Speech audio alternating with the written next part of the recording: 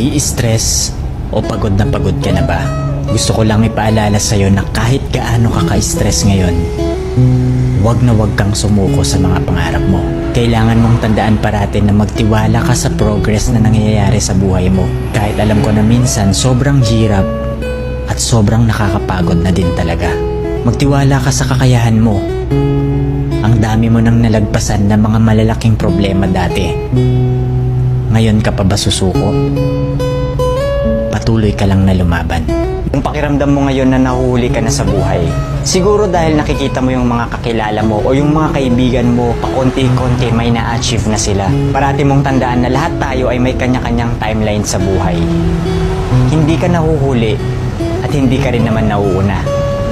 Kung nasaan ka man ngayon sa buhay mo, yan ang lesson at experience na kailangan mong pagdaanan ngayon. Lahat tayo ay may sariling kwento sa buhay na makaka-inspire